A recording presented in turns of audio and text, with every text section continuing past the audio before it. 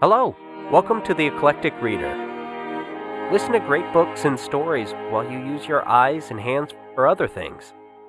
Now here's your host, Madison Mason. Hi, it's Madison Mason here. Welcome to Chapter 27 of The Great Quarry Boys. We love hearing from you, and please like us on all social media. The Great Quarry Boys, Chapter 27, The Night Ride. Becky sat quietly in the dark, listening to the rain pound the metal above and around her. Quelling the urge to curse, she prayed instead. Todd woke with his room filled with light. He'd been dreaming of water and ghosts. He sat blinking, not knowing where he was, with the lights blasting his bedroom ceiling. Stumbling to his window, he stared down into the glare of the truck wedged against the tree, its lights in his eyes. Becky's anger cooled as she lugged the boxes one by one back to the porch. Todd heard her banging around in the kitchen below. Finally, he couldn't stand it anymore. He slipped on his jeans and went down to the kitchen. Becky sat at the table, crying softly. Todd walked up behind her and put his arms around her. She tried to put herself in order, but her big heart was open now, and the feelings wouldn't stop. She cried silently and hard. All Todd could do was pat her wet back and say, "Hey, it's okay." After a minute, she stopped. She wiped her eyes and sniffled. "I'm sorry, Todd," she said. "Hey, it's all right," he said gently. "It's been a long night. Why don't you go to bed, Mom?" "No, I've got to put all this food away." "I'll do it. Don't worry. I'm not tired anymore. You go to sleep." "Well, don't you stay up too late, here?"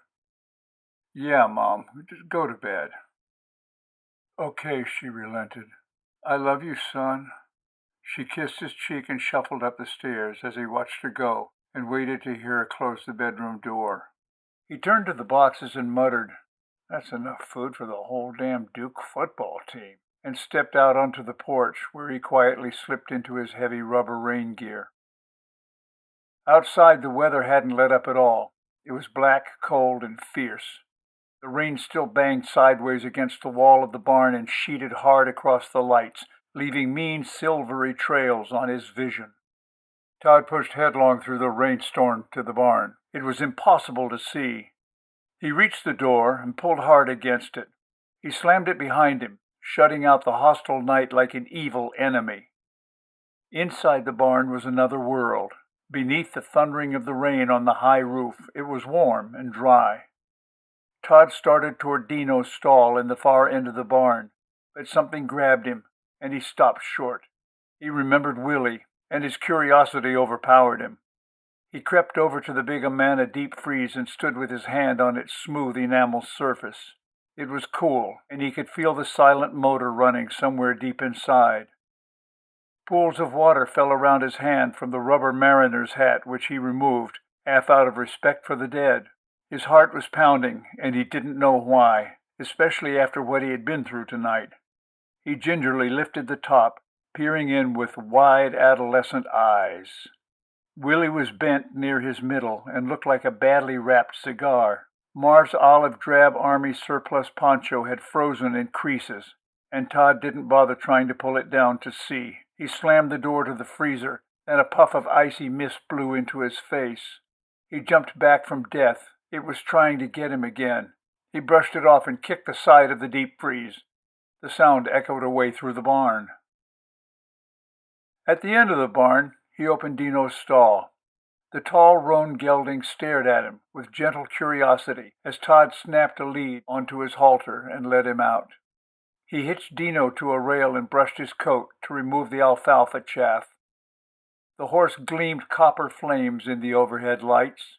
Todd pressed his face against the warm neck and stood breathing in the sweet smell of fields and grass through the smooth skin. He stood pressed to Dino's neck, the two quiet and unmoving for several minutes. Finally they parted, and Todd threw a saddle blanket across his horse's back, heaved up the heavy saddle and cinched it loose, letting Dino warm to it. Then Todd snatched up a couple large brown burlap sacks, and grabbing a canvas tarp out of the tack room, headed back to the sleeping house. He packed food into sacks and rolled both bags in the tarpaulin like a large sausage, with the ends tucked inside to ensure against the weather. Todd hoisted the bundles and shouldered out into the rain again. In the barn, he strapped the pack securely on the back of the saddle and yanked the leather cinch tight against Dino's belly. The bit clunked across the big horse's teeth as it slid into the back of his mouth. Dino snorted in anticipation. Todd mounted up inside the barn to keep a dry saddle and walked the horse out through the open door. He wheeled Dino around, slid the barn door closed, and faced the blustery night. Dino lowered his head and set to his rider's commands without flinching. Cold rain pelted every surface and ran off his skin in glassy sheets. Todd watched the highlights fade from copper to rust as they plodded out of the lights of the barn and up the muddy road to the black woods, the big horse slipping in the muck. Soon they were a quarter-mile across the main pasture, into the dense pines. Todd looked back to see the farm as radiant lights disappearing in the slithery atmosphere, warm, inviting, dancing. He clutched the large flashlight in his pocket and lowered his head. The rest would be up to Dino. Todd depended on him now with total confidence, staked his life on him. They had the forest to themselves, that much was clear. All the critters were holed up, hidden as far from the miserable punishment of the rain as nature would allow. Many would die during this deluge. Dens flooded, nests destroyed, broods scattered. Nature's way.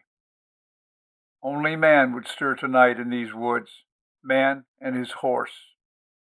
They pushed on, Todd unseeing, trusting. Dino picked his way along the rut road cut through the heart of the piney woods. He slipped, bounded, and reached carefully for surer footing. Now and again he would stop and sniff the road, listening, then blow clouds of steamy breath into the ominous void and shove on, his hooves clopping and scraping on slippery rocks hidden beneath the treacherous mud. He stopped before a small hill, his head erect, ears alert, and refused to move. Todd surveyed the darkness, able to see a little now. "Come on, Dino, let's go," he muttered, feeling water creep under his collar and down his back. But the huge animal stood motionless in the pitch. He seemed to be thinking. Finally, Todd, annoyed and cold, kicked him hard in the sides. "Let's go." Dino grumbled deep in his chest and began obediently climbing the hill. It was clear he didn't want to, but he stumbled upward as a roaring filled the night. Todd heard it, and it gave him instant fear, an angry noise that overpowered the thundering of the rain. As they reached the crest, Dino danced back 2 steps and reared. Suddenly the top of the hill gave away and fell into a ravine of furious water. Before them lay a river, never seen there before, that had cut through the hills from miles away, building, gathering force, carrying trees with it, down through what had been an innocent runoff only a week earlier. Todd pulled Dino back from the edge, his heart pounding under the slicker, the second time tonight he had faced death. He owed his life to the horse, and was annoyed at himself for not being alert when he should have.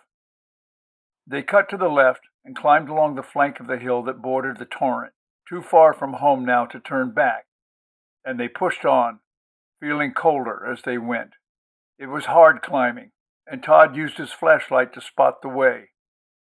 After 15 minutes of picking along, Dino swung to the right and walked to the river's edge. Stopping, he sniffed the surface, took a deep breath, and stepped into the racing water, feeling his way as he went. The powerful sides expanded under Todd's legs as the animal held his breath. Todd shined the light off to the right. Dino had taken them to the rocky ledge of a cascade that fell away for 30 feet into the black. One slip and they were dead. He snapped off the light and held on to the saddle horn. Hooves clomped and clunked as they slipped over the big stones beneath the surface. The land was built in a natural shelf from where the mountain fell away. The horse had found it in the dark, the safest place to cross. Dino scrambled up the far bank, out of danger, and they pressed on into the furious night. For another half an hour they worked their way down the long slope of the forest mountain toward the farmlands. A journey that usually was 8 minutes by car took a wet, endless eternity. Finally, they broke out the other side of the woods and into the long cotton and bean fields that spread away for acres in the darkness. Willie's house was another quarter-mile up the rolling hill. Todd nosed Dino along the border of the woods. The rain slashed without mercy at everything on earth, showed no signs of abating, and out from under the protective shelter of the woods it was brutal. Dino lowered his head and closed his windward eye. After a few minutes, the blacker shadow of the cropper's shack began to take distant shape out of the black rain, shabby and forlorn. Through the beating rain, no light or smoke, no least sign of human habitation emerged from its loneliness. "Dadgum," thought Todd, "all the way over here and nobody's home?" "Hello?" he yelled. "Anna Ray?" Out of nowhere exploded the sudden, furious baying of a scared hound dog.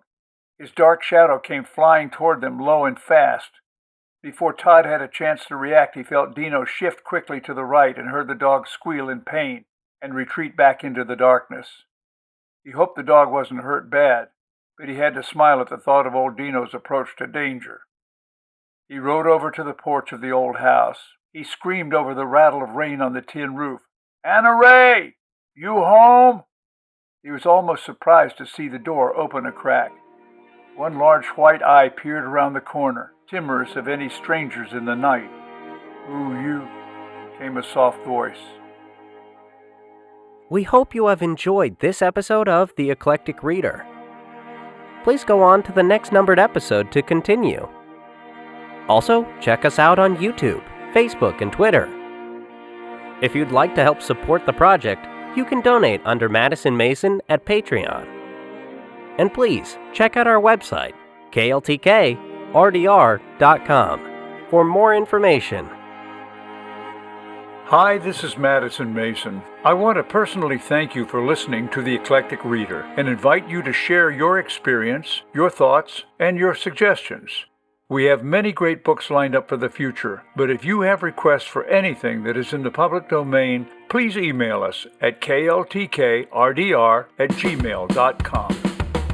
kltkrdr@gmail.com